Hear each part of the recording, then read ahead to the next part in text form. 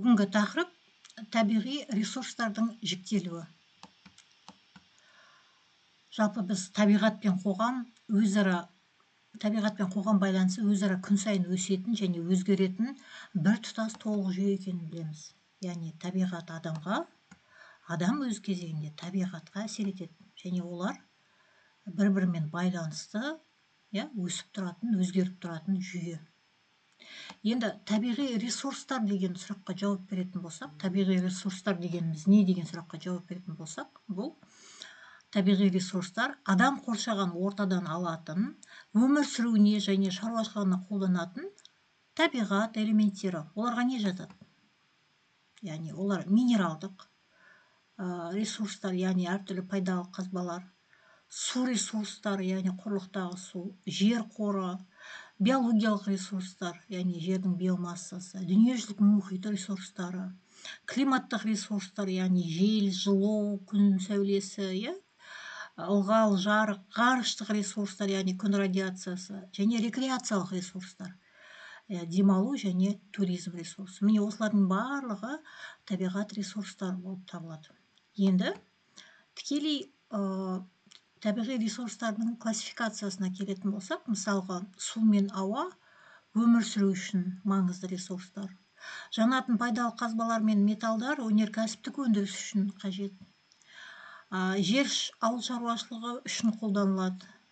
Яғни орман, ол ағаш, яғни орман шаруашылығы және қағаз жасау, жиһаз жасау шаруашылығы үшін қажет деген секілді, әр табиғат ресурстардың қолданудағы басты бағыты бұл шаруашылық классификациясының белгісі екен. Яғни табиғат ресурстарын қай салада қолданамыз, соған байланысты классификацияны шаруашылық классификациясы деп атаймыз.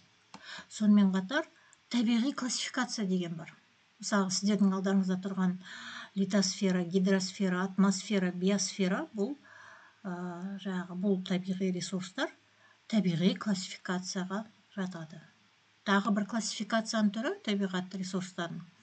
Бұл экологиялық классификация. Экологиялық классификация бойынша табиғат ресурстары сарқылатын табиғи ресурстар және сарқылмайтын табиғи ресурстар болып бөлінеді. Осының ішінде сарқылмайтын табиғи ресурстарға ғарыштық ресурстар мен климаттық ресурстар жатады екен. Ғарыштық ресурстар деп атқанымыз не? Бұл күн энергиясы, ай әсерінен судың көтерілуі мен қайтуы, ал климаттық ресурстар деп атқанымыз су, жел энергиясы және ауа массасы. Бұлар сарқылмайтын табиғи ресурстар. Ал сарқылатын табиғи ресурстар өз кезегінде қалпына келетін, қалпына келмейтін деп екіге бөлінеді екен. Қалпына келетін сарқылатын ресурстар бұл биосфера ресурстары, яғни өсімдік пен жануарлар әлемі, ауыз су, топырақ, ауа. Бұл яғни табиғаттың өздігінен қалпына келтіретін, не болмаса адамның араласуымен де қалпына келетін ресурстар екен. Ал қалпына келмейтін сарқылатын ресурстарға тау-кен қазба байлықтары, мұнай, көмір, яғни пайдалы қазбалардың барлығы, минералды пайдалы қазбалардың барлығы сарқылатын, қалпына келмейтін табиғи ресурстарға жатады екен. Есте сақтаймыз. Қайталап айтамын.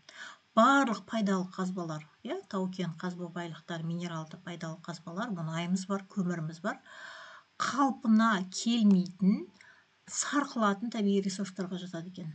Ал биосфералық ресурстар, яғни өсімдік және жануарлар әлемі, ауыз су, топырақ, ауа, бұлар қалпына келетін, сарқылатын табиғи ресурстарға жатады. Сарқылмайтын табиғи ресурстарға ғарыштық ресурстар мен климаттық ресурстар жатады екен. Жаңа жоғарыда айтып кеткенімде, адамның өзі де қалпына келетін ресурстарды шаруашылықты тиімді жүргізу арқылы, мысалға егістікті демалдыру арқылы, егістікке рекультивация жүргізу арқылы қалпына келтіре алады екен.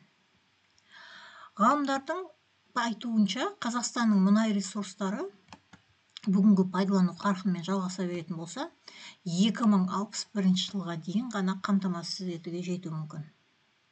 Сондықтан табиғи ресурстар қоры толығымен таусылмай тұрғанда ғалымдар шикізат отын, энергияның жаңа көздерін іздеу үстінде.